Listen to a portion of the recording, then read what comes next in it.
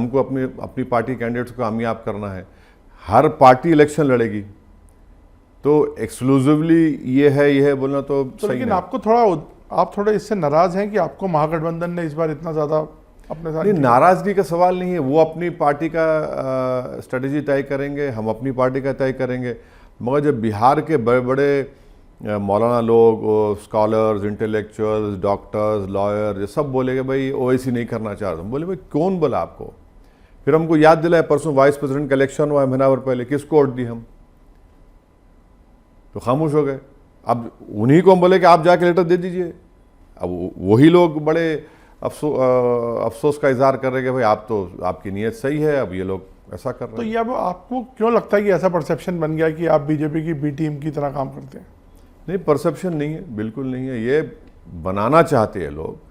मगर हम तो कई मरतबा बोले हैं और आज भी बोल रहे हैं कि अगर 3 मरतबा नरेंद्र मोदी इस देश के प्रधानमंत्री बने हैं, इसमें गलती भारत के मुसलमानों की नहीं है, इसमें नहीं है गलती मुसलमानों, खुल के कह रहे हैं आपसे। गलती किस, गलती बोलिए या क्रेडिट जो दिया जा रहा है कि भाई, अरे भाई आप ये देखिए कि पोल्ड वोट्स में से करीब 50% non Muslim vote Narendra Modi को मिल रहा है, 37-38% मिल रहा है। तो इसमें मेरा क्या रोल है उसमें? अगर आप मेरे सर पे ताज रखना चाह रहे तो मैं कबूल कर लूँगा, मुझे कोई इतराज़ नहीं है। अगर आप समझ रहे हैं कि हर चीज़ में ओवैसी को लाने से मर्ज़ का इलाज हो जाएगा, तो मुझे कोई उसकी परेशानी नहीं है। मगर इंट्रोस्पेक्शन तो करिए, जो उर्दू में बोलते हैं कि मुहासबा करिए, कि देखिए गिरेबान में झांक कर देखिए कि आप में कितनी कमज़ोरी, आखिर क्या हो रहा है, कैसे हो रहा है। तो ये अब उनको नहीं करना चाह रहे, अब हमको क्रेडिट देना चाह रहे, तो मुझे मैं इस इंटरव्यू का एक फ़ायदा उठाता हूँ ये कि मैं पूछता हूँ आपकी संबंध कैसे हैं बीजेपी के साथ, लीडरशिप के साथ, टॉप लीडरशिप के साथ? बीजेपी जैसे पार्टी से कोई संबंध नहीं है। बट मोदी और अमित शाह नहीं, कोई नहीं है। देखिए, जब ऑपरेशन सिंदूर होने से पहले हम तो एक ट्वीट किए थे, स्टेटमेंट रिलीज़ किए कि हमको क्यों नहीं बोले ऑल पार्टी मीटिंग में आप। तो मैंने ऑन रिकॉर्ड कहा था कि तो आए थे ऑल पार्टी? नहीं, होम मिनिस्टर मुझे फ़ोन करके कहा कि आप आइए, मैं गया और उसमें उनके सामने हम बात किए, बोले। तो एक गवर्नमेंट में है वो, तो उनसे हम, जैसा आप गिरिराज सिंह से हम जाकर मिले, मालेगांव के पावर लूम्स के बारे में उनके इश्यूज़ थे। अब जैसा हम उनके साथ मिले, 1 घंटा बात की गिरिराज सिंह हमसे, पूरे डेलीगेशन से, मुफ्ती साहब, इस्माइल साहब हमारे एमएलए है, हमारे दोस्त लोग चला दिए। देखिए ओवैसी खड़ा हुआ है गिरिराज सिंह। अरे भाई मंत्री है ना, मैं नहीं जाऊँ उनके पास?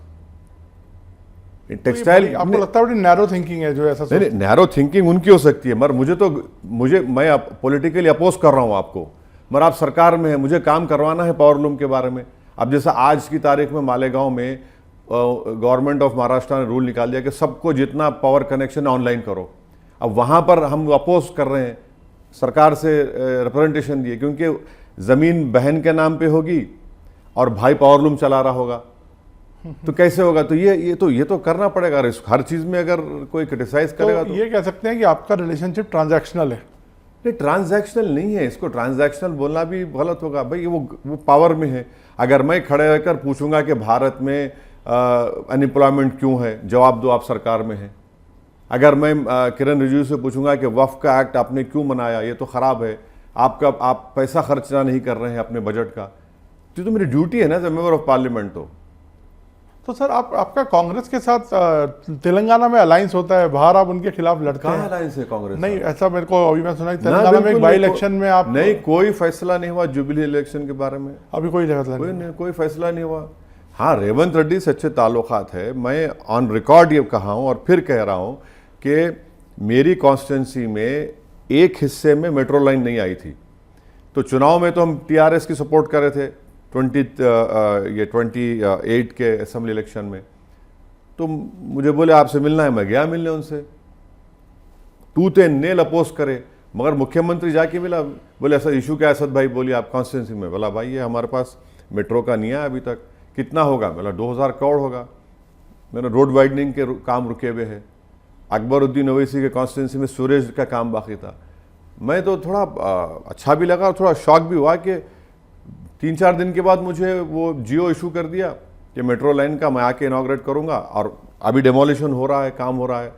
वो चंद्रामुटा कॉन्स्टिट्यूंसी में सूरज का काम शुरू है 250 करोड़ का, रोड वाइडनिंग का तो काम। वैसे जी आपका ऐसा क्या चाम है, आप सबके साथ आपका रिलेशन? चाम का नहीं है सर। देखिए, मैं आपका जाति दुश्मन कहां बनूंगा? मुझे जनता ने इलेक्ट किया, मुझे डिलीवर करना है ना, काम करना है। हाँ, पॉलिटिकली आइडियोलॉजी पे कॉम्प्रोमाइज कहां कर रहे हैं?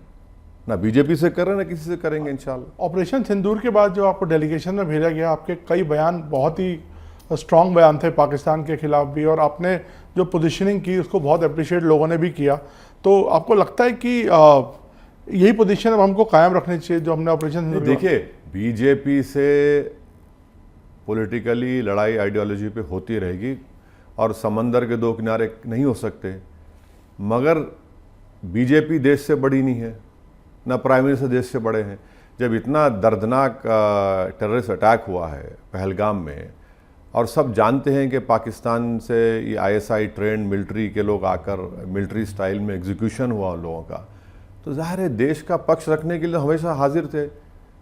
इसको पॉलिटिकल दूरबीन से बीजेपी का अपोज करेंगे। अगर हम गए तो कोई प्रधानमंत्री के लिए नहीं गए, हम तो देश के लिए गए, और बोलेंगे इसमें क्या बात है।